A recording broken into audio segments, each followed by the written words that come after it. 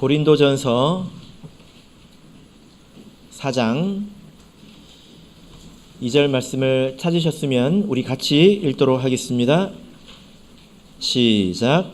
그리고 맡은 자들에게 구할 것은 충성이니라. 아멘.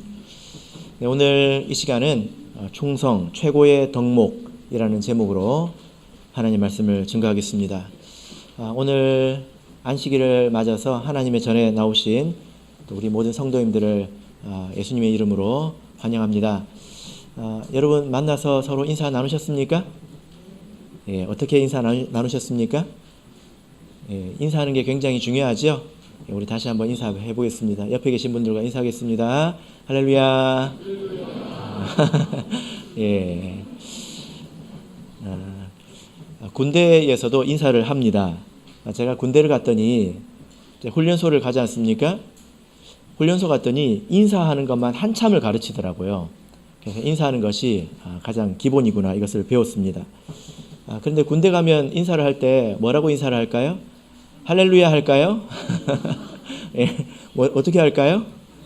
예, 충성하죠. 뭐 부대에 따라서 단결 이렇게 하는 데도 있는데 제가 있었던 곳은 충성이었던 것 같습니다. 이제 군인들이 그렇게 인사를 하지 않습니까?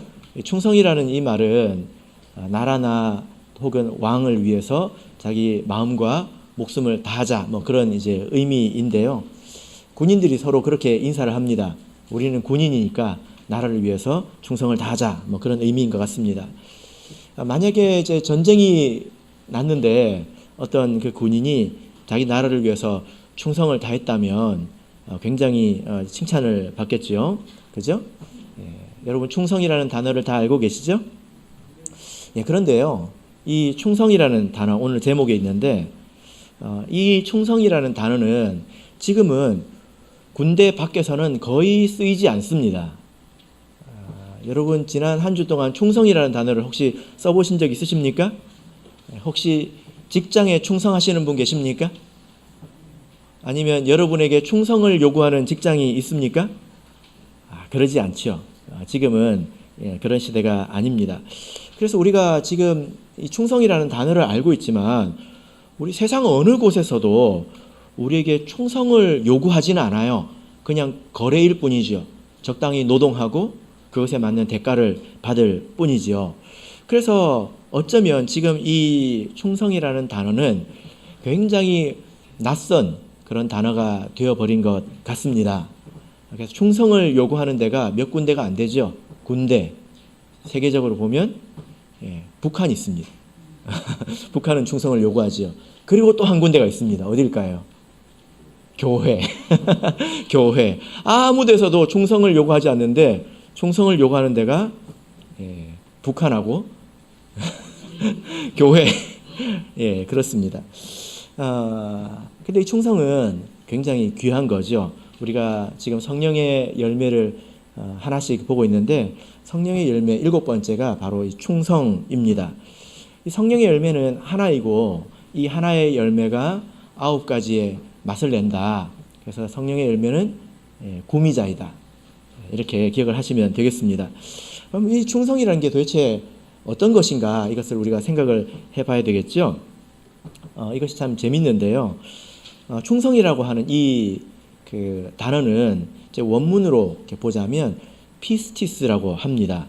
이런 거는 빨리 잊어버리세요. 참고 삼아 제가 말씀을 드립니다. 근데 이 단어가 원래 뜻이 뭐냐면은 믿음이란 뜻이에요. 믿음. 우리가 믿음으로 구원 얻는다, 이런 말을 많이 하지 않습니까? 그래서 이 말은 원래 믿음이라는 뜻이 있는데 두 번째 뜻이 뭐냐면은 충성, 충실, 성실, 이런 뜻이 있습니다. 왜 이 같은 단어 속에 믿음이라는 뜻도 있고 또 충성이라는 뜻도 있을까? 어떤 관계일까? 궁금하죠? 그리고 성령의 7번째 열매가 이 피스티스인데 이것을 왜 믿음이라고 하지 않고 충성이라고 했을까? 우리가 좀 생각해 보게 되는 그런 대목입니다. 그래서 이 단어가 도대체 어떤 것인가?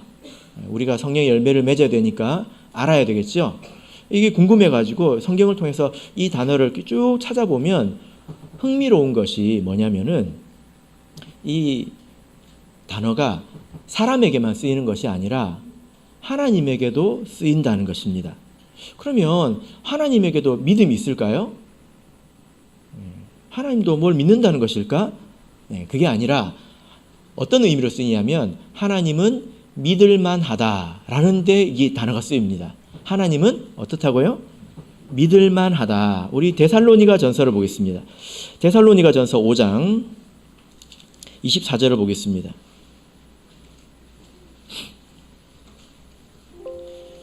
데살로니가 전서 5장 24절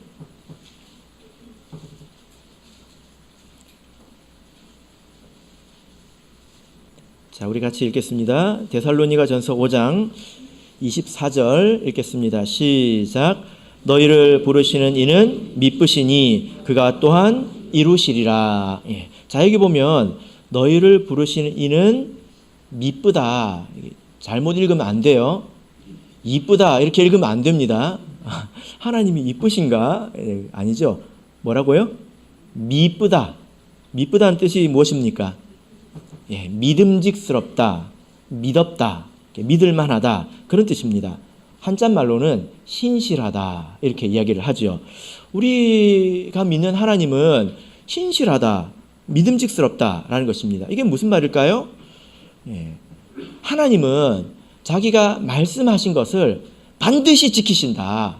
하나님은 말하고 나서 지키지 않는 일이 없다. 이런 의미입니다. 그래서 그가 또한 이루시리라 이렇게 말씀을 하고 있죠. 우리가 생각할 때 도저히 못 믿을 말씀 같아도 하나님은 반드시 이루시는 분이다. 이럴 때 하나님은 미쁘다 이런 표현을 씁니다. 민수기 23장 19절을 보시면 하나님은 인생이 아니시니 시건치 않으시고 인자가 아니시니 후회가 없으시도다. 어찌 그 말씀하신 바를 행치 않으시며 하신 말씀을 실행치 않으시랴 이렇게 말씀하고 있습니다. 하나님은 시건치 않으신다. 시건이 무엇입니까? 시건. 말을 다시 먹는 걸 말하죠. 말을 뱉었으면 그 말을 지켜야 되는데 그 말을 못 지키니까 다시 말을 입속에 집어넣는 걸 시건이라고 합니다. 그죠? 사람은 시건을 하죠. 내가 말을 해놓고도 지키지 못하는 때가 많이 있습니다. 그러나 하나님은 말을 했으면 반드시 지키시는 분이다. 그래서 하나님은 믿을 만하다. 이렇게 이런 의미입니다. 여러분이 생각하시기에 하나님은 정말 믿을 만하다. 이런 생각이 드십니까? 하나님께서 진짜 말씀하신 대로 다 지키시는구나. 이런 믿음이 여러분에게 있으십니까? 그런 믿음을 우리가 가져야 되겠죠. 근데 이런 의미를 믿을 만하다. 이런 의미를 사람한테 적용을 하면 이제 이게 충성이 되는 거예요. 하나님이 보실 때 저 사람이 참 믿을 만하다. 그런 의미를 쓸 때 충성이 되는 것입니다. 그래서 충성의 의미가 무엇이냐? 그냥 충성 그러면 그냥 죽기 살기로 앞뒤 없이 그냥 목숨을 버리고 그런 걸 의미하는 게 아니라 하나님 보시기에 믿을 만하다는 거예요. 하나님 보시기에 그리고 다른 동역자 보기에 믿음을 주는 그런 모습을 충성이라고 이야기를 하는 것입니다. 그런 믿음을 주려면 열심히 해야 되겠죠. 그죠? 자, 그러면 우리가 이 충성에 대해서 살펴볼 텐데 우리가 세상에서도 나한테 돈을 주는 이 사장님도 나한테 충성하라고는 안 하는데 왜 우리 교회에서는 나에게 충성하라고 하는가? 왜 우리가 하나님께 충성을 해야 될까요? 자, 고린도전서 본문을 보겠습니다. 하나님께서 아무나에게 충성하라고 안 하십니다. 그죠? 자, 우리 고린도전서 4장 2절을 보겠습니다. 하나님은 누구에게 충성하라고 하시는가? 자, 우리 고린도전서 4장 2절 같이 읽겠습니다. 시작. 그리고 맡은 자들에게 구할 것은 충성이니라. 하나님께서 세상 모든 사람한테 충성해라 하시지 않습니다. 어떤 사람에게 충성하라고 있습니까? 맡은 자에게 충성하라고 하고 있습니다. 이 맡은 자는 청지기를 말합니다. 창고지기. 여기서 특별히 이 맡은 자는 누구를 말하냐면 바울 사도를 포함한 복음을 전하는 사람들을 이야기를 합니다. 지금으로 보자면 성직자를 이렇게 말하는 거예요. 3절을 보시면 너희에게나, 이제 너희라고 말하고 있죠. 이 너희는 고린도 교회 성도들입니다. 그래서 맡은 자는 1차적으로 성직자를 말합니다. 그런데 그러면 우리 성도들은 맡은 자가 아닐까요? 당연히 아니겠죠. 자, 고린도전서 7장을 보겠습니다. 고린도전서 7장 23절 보겠습니다. 우리만 맡은 자이냐? 그게 아니라는 거예요. 자, 여기 보면 또 너희가 나옵니다. 고린도전서 7장 23절, 자, 같이 읽겠습니다. 시작. 너희는 값으로 사신 것이니 사람들의 종이 되지 말라. 예. 자, 여기서 말하는 너희는 우리 성도들을 말하는 것이 분명하지요. 너희는 값으로 사신 것이니 사람들의 종이 되지 말고 하나님의 종이 되라는 것입니다. 그래서 우리 각 사람은 하나님께서 우리를 이렇게 사셨고 또 우리에게 좋은 것을 맡기셔서 하나님의 종이 되었고 하나님의 청지기가 되었습니다. 그래서 베드로전서 4장 10절을 보면 각각 은사를 받은 대로 하나님의 각양 은혜를 맡은 선한 청지기 같이 서로 봉사하라, 이렇게 말씀을 하고 있습니다. 그래서 하나님은 누구한테 충성하라고 하신다고요? 맡은 자들, 청지기들, 종들에게. 누가 종입니까? 바로 우리 모든 사람이 하나님의 종이라는 것입니다. 여러분, 이것을 받아들이는 것이 굉장히 중요합니다. 이런 마음을 갖는 것이 굉장히 중요합니다. 우리가 하나님의 백성이 되었어도 이거를 못 받아들일 수도 있어요. 왜 내가 내 마음대로 못하고 하나님 뜻대로 살아야 되나? 왜 내가 내 뜻대로 하지 못하고 시키는 대로 해야 되나? 나를 위해서 살지 못하고 다른 사람을 위해서 살아야 되나? 이것을 받아들이지 못한다면 사실 이렇게 시작을 못한 거죠. 이것을 받아들이는 것이 굉장히 중요합니다. 우리 성도님들께서는 이것을 받아들이고 계십니까? 나는 하나님께서 나를 사셨다. 값을 치르고 사셨다. 그래서 내 삶은 나의 것이 아니다. 이것을 받아들이셨습니까? 이것이 아주 중요하죠. 우리는 다 죄로 인해서 죽어갈 그런 사람들이었습니다. 죄로 인해서 마땅히 죽을 사람들이었지요. 그런데 우리를 예수님께서 구원해 주셨습니다. 이것이 거저된 일이 아니라 예수님께서 대신 그 참혹한 고통을 당하시고 그 피로 우리 죄를 씻어주신 것 아니겠습니까? 그래서 내 삶은 나의 것이 아니다. 이제 나의 것이 아니다. 이런 마음이 우리에게 마땅히 있어야 합니다. 그죠? 빨리 동의하세요. 내 삶은 나의 것이 아니다. 이 마음이 마땅히 있어야 되지 않겠습니까? 그래서 너희들은 사람의 종이 되지 말라. 바울 사도가 이렇게 이야기를 하고 있습니다. 네가 뭔데? 바울 사도에게 그렇게 말할 수 있을까요? 네가 뭔데 나보고 누구의 종이 되라 마라 그렇게 말하냐? 목사님이 뭔데 내 인생에 대해서 이래라 저래라 이렇게 말하냐? 우리가 그렇게 말할 수 없습니다. 만약에 그렇게 생각한다면 안 믿는 것이고 안 받아들이는 거지. 우리는 다 죄로 인해서 죽어가던 사람이었기 때문에 예수님께서 피 흘려서 세례를 통해서 내 죄를 씻으시고 내가 이 자리에 있게 된 것을 우리는 감사하는 사람들입니다. 그래서 나는 내 것이 아닙니다. 내가 가진 것은 하나님께서 나에게 맡긴 것이죠. 나는 청직입니다. 여러분 지갑 속에 든 거 다 누구 거예요? 누구 겁니까? 예. 그 다음 말이 무서워서 대답을 못 하십니까? 예. 자, 로마서 14장을 보겠습니다. 로마서 14장 8절. 로마서 14장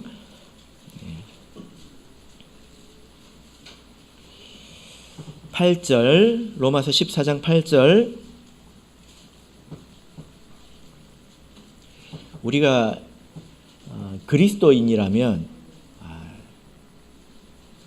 적어도 우리가 이 말씀을 사랑해야 되겠죠. 같이 읽겠습니다. 로마서 14장 8절 읽겠습니다. 시작. 우리가 살아도 주를 위하여 살고 죽어도 주를 위하여 죽나니 그러므로 사나 죽으나 우리가 주의 것이로라. 예. 우리가 이것을 받아들여야 합니다. 은혜 갚은 까치라는 동화 아시죠? 어렸을 때 아마 읽어보신 적이 있을 겁니다. 그 내용이 무엇입니까?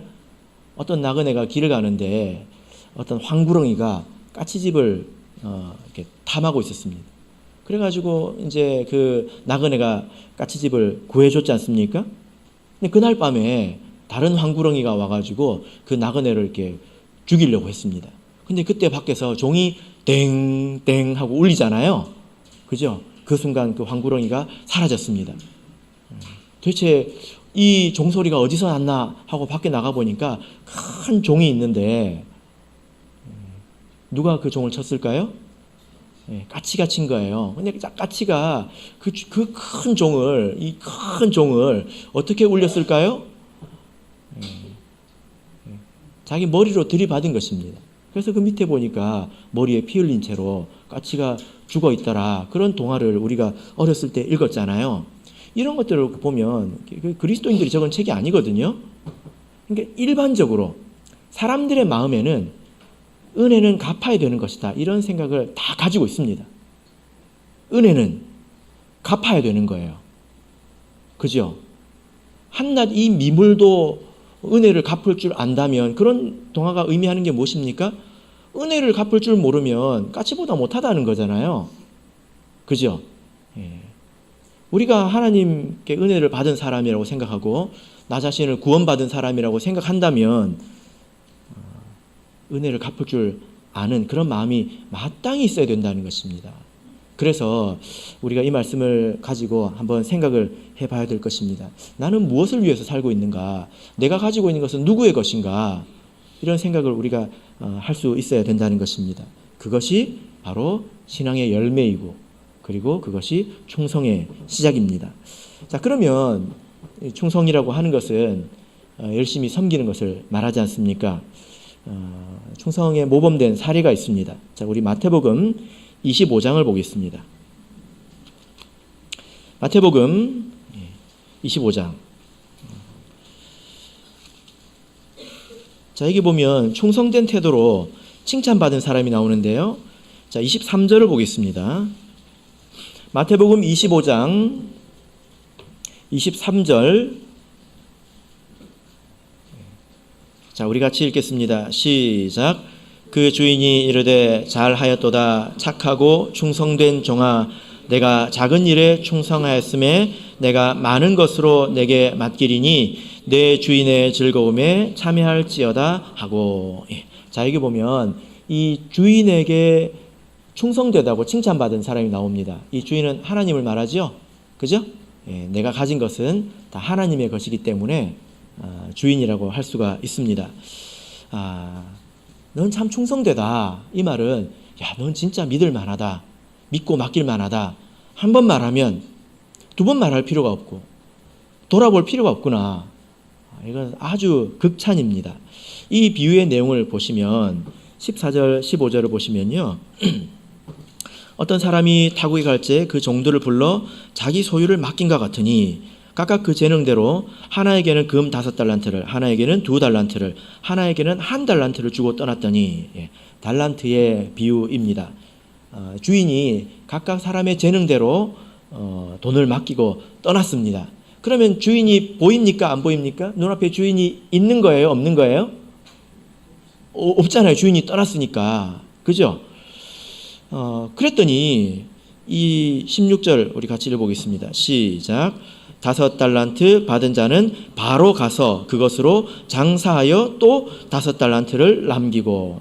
이 충성된 사람이 어떻게 했길래 이렇게 칭찬을 받았느냐?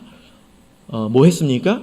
그 사람이 바로 가서 장사를 했습니다. 바로 갔다는 거예요. 그래서 이윤을 남겼죠. 얼마나 남겼습니까? 5달란트입니다. 5달란트. 1달란트가 얼마 정도 되는지 아십니까? 1달란트. 달란트가 무게거든요. 그래서 한 30kg 정도 됩니다. 30kg. 근데 그게 금이에요. 금 30kg면 얼마 정도 됩니까? 그러면 5달란트면 얼마나 되죠? 이 사람이 이렇게 이익을 남겼다는 것입니다. 그 이제 주인이 돌아와 가지고 그 모습을 보고 어떻게 하고 있습니까? 칭찬하고 있죠. 예. 왜 칭찬했을까요? 야, 이게 얼마냐? 예? 이게 얼마냐? 수십억도 넘을 텐데 이게 얼마냐? 하고 금을 보고 칭찬한 게 아니에요. 뭘 보고 칭찬했습니까? 그 사람의 태도를 보고 칭찬했습니다. 착하다. 충성되다. 그걸 보고 칭찬했습니다. 왜냐하면요, 여러분, 장사하기가 쉽지 않거든요. 장사해 보셨습니까? 네? 장사하기가 쉽지 않습니다. 잘 되면 힘들어요. 안 되면 스트레스 받아요. 잘 되면 몸이 힘들고요. 안 되면 스트레스 받습니다. 그래서 적당히 했으면 좋겠는데 그러지 않아요. 엄청 스트레스를 받습니다. 제가 우리 방태식 형제한테 제가 한 2번 개업하라고 그랬거든요. 들은 척을 안 하더라고요. 예, 들은 척을 안 해요. 외면을 하더라고요. 제가 압니다. 왜냐하면 그게 엄청 스트레스를 받는 일이거든요. 그러니까 나 자신을 위해서도 장사를 하고 사업을 하는 것은 이게 보통 스트레스를 받는 일이 아닙니다. 근데 하물며 지금 이 사람은 자기를 위해서 하는 것도 아니고 누구를 위해서 그 수고를 하고 있습니까? 주인을 위해서 그 수고를 하고 있다는 거예요. 그 마음이 어땠을까요? 주인을 어떻게 생각했길래 그렇게 수고를 했을까요? 그 마음이 또 한결같았기 때문에 그 시간을 계속 버텨온 것 아니겠습니까? 여러분, 이익을 100% 남겼습니다. 100% 남기기가 쉬울까요? 그래서 사실 한 토막의 이야기지만 이 결과가 있기까지 그 사람이 얼마나 수고하고 또 애를 썼을지 생각을 해보면 이해가 되는 게 있단 말이에요. 우리도 그것을 생각해 봐야 합니다. 제가 예전에 일본에 우리 참예수기를 가서 어떤 집사님의 간증을 이렇게 들었는데 그 집사님 간증을 아주 은혜롭게 들었습니다. 자기가 젊었을 때 그 청년들을 많이 이제 걷어 먹였다. 많이 이제 그 식사를 이렇게 사 먹였다. 또 밥을 해서 먹였다. 이렇게 이야기를 하시더라고요. 그러면서 한 이야기 중에 어떤 내용이 나오냐면 자기가 그때 당시에 한 달에 300만 원 정도 벌었다고 하더라고요. 300만 원 정도. 근데 뭐 그런갑다. 저는 이제 생각을 했는데 통역을 하는 자매가 갑자기 우는 거예요. 왜 울었을까요? 예, 나중에 마치고 나서 저한테 와서 이야기를 하는데 목사님, 외국인이 일본에 와서 30년 전에 한 달에 300만 원을 벌려고 하면 어떻게 해야 되는지 아세요? 몇 시간을 잘 수 있는지 아세요? 그걸 물어보더라고요. 우리는 쉽게 생각했는데 그분은 그걸 안 거예요. 왜냐하면 자기도 일본에서 알바를 해봤거든요. 그러니까 그 돈을 만드는 게 엄청 수고로운 일이라는 걸 아는데 그걸 가지고 청년들 밥을 사 먹였다고 그러니까 이분이 눈물이 난 거예요. 그래서 말을 이제 잊지 못한 것입니다. 저는 이 달란트의 비유를 생각할 때 그 이야기가 생각이 납니다. 그 주인이 다 알 겁니다. 어떻게 해야 이 돈을 벌 수 있는지, 이 종이 어떻게 했을런지에 대해서 알 겁니다. 그러니까 자기가 비록 보지 않았지만 그 많은 여백들이 채워지는 거죠. 그렇죠? 얼마나 잠을 잤을까? 얼마나 고심했을까? 보이지 않는 곳에서 얼마나 애를 썼을까? 그것을 보면서 너무 기쁜 것입니다. 그래서 너 참 착하다. 넌 참 믿을만하다. 참 충성되다. 한 번 말하면 돌아볼 필요가 없구나. 이것은 참으로 큰 칭찬입니다. 이것이 바로 충성이지요. 우리도 이런 모습을 배워야 합니다. 우리가 믿음으로 하나님께 무엇을 얻어내는 것 중요하지요. 근데 우리가 믿음이 있다면 믿음직한 사람이 되어야 합니다. 그래서 하나님께서 다른 사람이 보든 안 보든 그 자리에서 내가 믿음직한 사람으로 서 있는 것이 굉장히 중요합니다. 하나님은 다 보시지 않습니까? 우리가 이렇게 충성된 태도를 가지고 신앙생활을 하는 것이 하나님께 기쁨이 되는데요. 자, 그러면 여러분, 이제 오늘 안식일인데 여러분은 무엇에 충성하시겠습니까? 여러분은 평소 삶을 살아가시면서 무엇에 충성하시겠습니까? 어떤 일에 충성하시겠습니까? 이것이 없으면 좀 막연하고 공허한 그런 이야기가 되겠죠. 우리가 충성 그러면 그냥 목숨 바치는 것. 그래서 계시록에도 있고 우리가 아까 찬송도 불렀지 않습니까? 충성하라 죽도록. 충성을 하려면 죽어야 될 것 같아요. 빨리 죽어야 될 것 같아요. 그러나 그렇지 않습니다. 우리가 충성하면 아주 대단한 것을 생각할 수 있지만, 자, 우리 누가복음 말씀을 보겠습니다. 누가복음 16장 10절 보겠습니다. 누가복음 16장 10절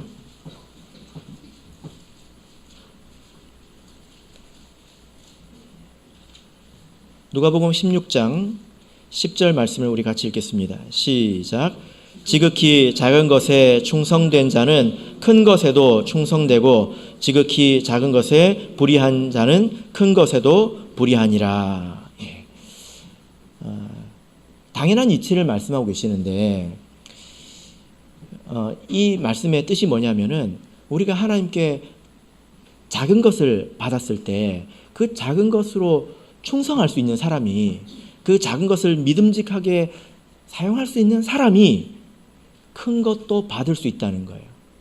하나님께서 다 보실 텐데 그러지 않겠습니까? 작은 것을 줘보고 믿을 만해야 큰 것을 맡기지 않겠습니까? 작은 것을 받고 나서 그 작은 것으로 충성할 수 있는 사람이 큰 것을 받을 수 있고, 그래야 그 사람이 큰 것에도 충성할 수 있다. 이런 말씀입니다. 당연한 이치이지요. 우리가 생각할 때 사소한 것은 대충 해도 큰 일이 맡겨지면 내가 잘할 것 같아도요, 그렇지 않습니다. 그러면 여기서 말하는 작은 것은 어떤 걸 말할까요? 자, 9절부터 보겠습니다. 9절부터 13절까지를 우리 같이 한번 읽어보겠습니다. 자, 이것은 1절부터 시작되는 비유의 내용인데요. 그 결론 부분입니다. 자, 9절부터 13절까지 읽겠습니다. 시작. 내가 너에게 말하노니 불의의 제물로 친구를 사귀라. 그리하면 없어질 때에 저희가 영원한 처소로 너희를 영접하리라. 지극히 작은 것에 충성된 자는 큰 것에도 충성되고 지극히 작은 것에 불의한 자는 큰 것에도 불의하니라. 너희가 만일 불의한 제물에 충성치 아니하면 누가 참된 것으로 너희에게 맡기겠느냐? 너희가 만일 남의 것에 충성치 아니하면 누가 너희의 것을 너희에게 주겠느냐? 집 하인이 두 주인을 섬길 수 없나니 혹 이를 미워하고 저를 사랑하거나 혹 이를 중히 여기고 저를 경히 여길 것임이라. 너희가 하나님과 재물을 겸하여 섬길 수 없느니라. 자, 여러분 찾으셨습니까? 자, 여기서 지극히 작은 게 무엇인지 이야기를 하고 있습니다. 시작점을 이야기하고 있는 거예요. 지극히 작은 것이 무엇입니까? 10절에서 지극히 작은 것에 충성된 자는 했죠. 그 다음에 11절 보면 만일 불의한 재물에 충성치 아니하면 했습니다. 이게 같은 거죠. 이 불의한 재물은 무엇을 말할까요? 나쁜 짓에서 번 돈을 말하는 게 아니라 이게 좀 번역이 과도하게 된 것인데 이것은 재물을 말합니다. 돈을 말합니다. 뭐니 해도 머니, 그 머니를 말해요. 예, 지극히 작은 것은 바로 이 돈을 말합니다.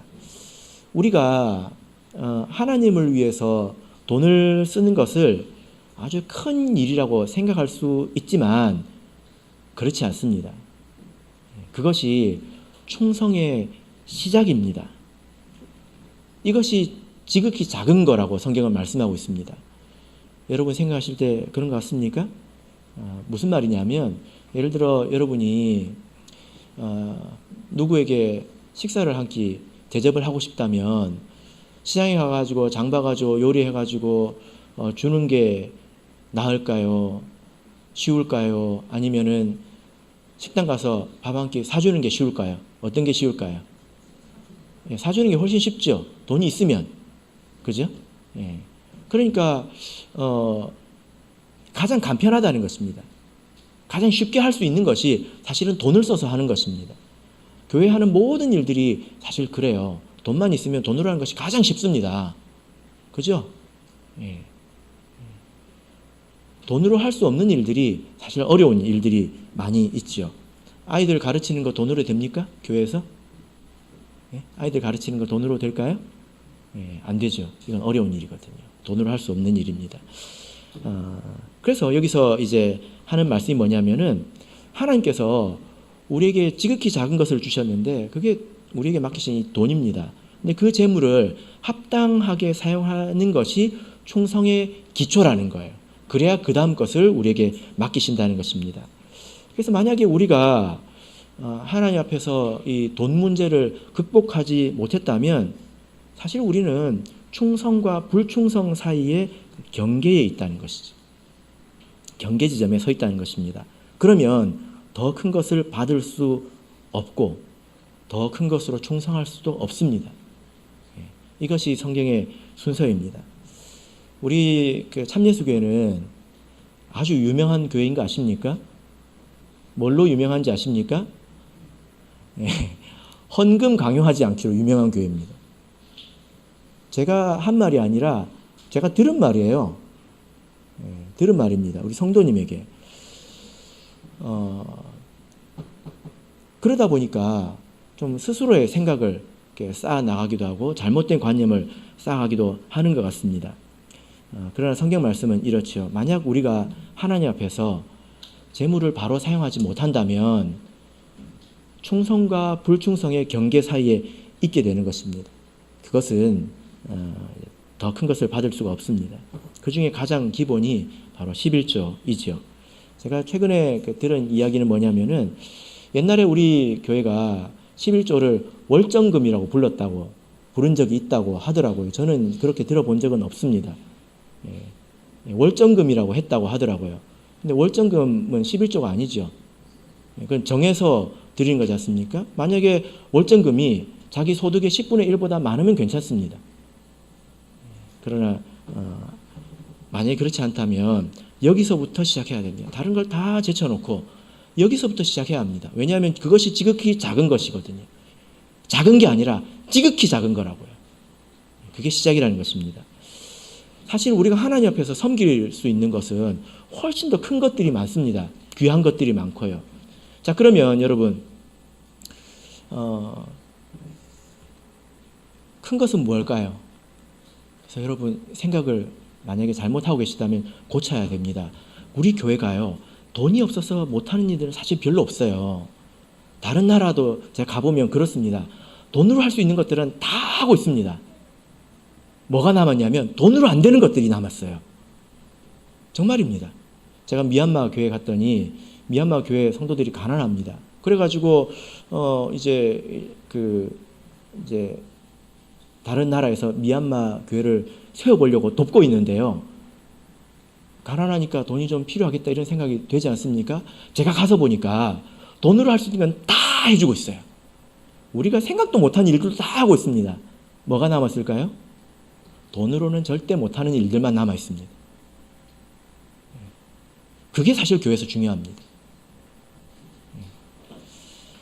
어떤 일들일까요? 자, 마태복음 24장을 보겠습니다. 마태복음 24장 45절입니다.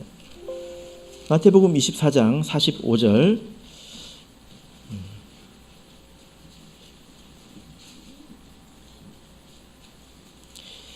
마태복음 24장 45절. 자, 같이 읽겠습니다. 시작. 충성되고 지혜 있는 종이 되어 주인에게 그 집 사람들을 맡아 때를 따라 양식을 나눠줄 자가 누구뇨? 예. 자, 여기 보면 충성된 종을 찾고 있죠. 이 충성된 사람이 큰 것에 충성하고 있는 사람인데 주인이 아주 찾고 기다리고 있습니다. 우리가 이런 사람이 되어야 될 텐데요. 어떤 일을 하고 있길래 이렇게 찾고 기다리고 있습니까?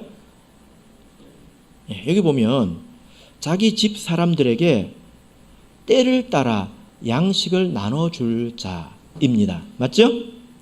이 집 사람은 누구일까요? 우리 성도를 말합니다. 집 사람들은 성도를 말합니다.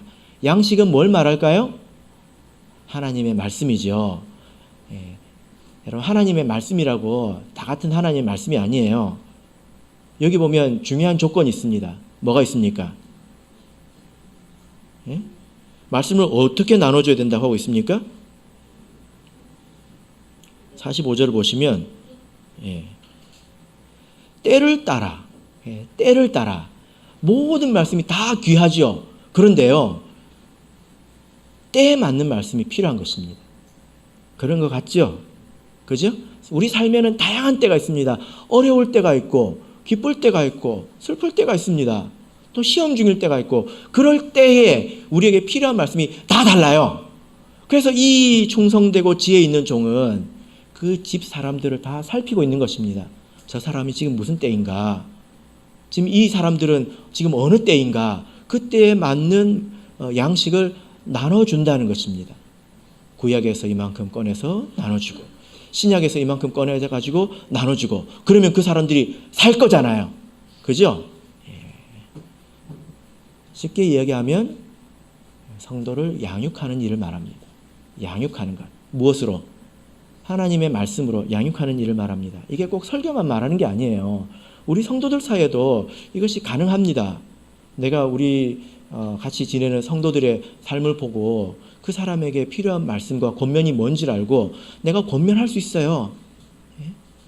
자기 이야기 하는 것처럼 하면서 권면도 할 수 있어요. 아주 지혜롭게 할 수 있습니다. 그죠? 그게 귀한 일입니다. 그러려면 자기가 먼저 알아야 되지 않겠습니까? 자기가 때를 분별할 줄 알아야 되고, 자기가 말씀을 알아야 되지 않겠습니까? 자기가 삶을 알아야 되고, 삶의 현장을 알아야 되고, 하나님 말씀을 이해해야 될 거 아니에요. 그래야 이 두 개가 딱 만나가지고 이런 때는 어떤 말씀이 필요한지 말할 수 있을 거 아닙니까? 자기가 먼저 알아야 된다고요. 그걸 어떻게 압니까? 하나님이 주신다는 거예요. 지극히 작은 것에 충성되고 맡겨진 것에 충성하고 나면 하나님이 그 귀한 영적인 양식을 머릿속에 주시고 그것을 그 사람이 쓸 수 있다는 거예요. 자기가 먼저 눈이 열려야 되고 자기가 먼저 충만해져야 합니다. 그래야 다른 사람을 나눌 수 있잖아요. 이 일이 가장 귀한 일입니다. 자, 요한복음 21장을 보겠습니다. 요한복음 21장 15절 17절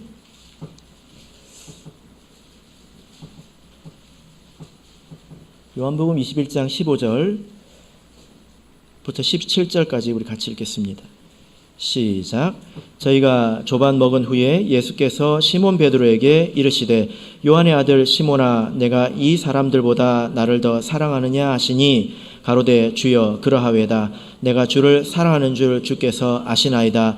가라사대 내 어린 양을 먹이라 하시고 또 두 번째 가라사대 요한의 아들 시몬아 내가 나를 사랑하느냐 하시니 가로되 주여 그러하외다. 내가 주를 사랑하는 줄 주께서 아시나이다. 가라사대 내 양을 치라 하시고 세 번째 가라사대 요한의 아들 시몬아 내가 나를 사랑하느냐 하시니 주께서 세 번째 내가 나를 사랑하느냐 하심으로 베드로가 근심하여 가로되 주여 모든 것을 아시오매 내가 주를 사랑하는 줄을 주께서 아시나이다. 예수께서 가라사대 내 양을 먹이라. 자, 여기 보면 예수님께서 자기를 사랑한다고 하는 사람에게 부탁한 게 있습니다. 그게 무엇입니까? 내 양을 먹이라는 거예요. 요한복음을 보면 예수님께서 사랑하시는 제자가 나옵니다. 그 예수님께서 사랑하시는 제자한테 예수님이 누구를 맡겼을까요? 누구 맡겼을까요? 엄마예요, 엄마. 예수님이 십자가에 이제 죽으시잖아요. 자기 어머니를 어떻게 합니까? 그래서 요한복음을 보면 예수님은 가장 자기를 사랑하고 또 자기가 사랑하는 그 사람에게 가장 귀한 것을 맡깁니다. 자기의 어머니 그리고 나의 어린 양입니다. 가장 귀한 것은 사람을 다스리는 일이죠. 근데 이 사람들이 양 같대요. 양. 양 그러면 여러분 어떤 그 이미지입니까? 여러분 컴퓨터 바탕화면에 양이 있습니까? 귀엽죠? 성경에서 말하는 양은 귀엽다는 이미지가 아니에요. 어떤 이미지일까요? 예. 우리는 다 양 같아서 예? 귀엽다 그럴까요? 우리는 다 양 같아서 각기 제 갈 길로 갔거늘. 양이라고 말하는 건 말을 안 듣는다는 뜻이에요. 성경에서 말을 더럽게도 안 듣는다는 뜻이에요. 예, 같이 가는 것도 아니고 각기 제 갈 길로 갔대.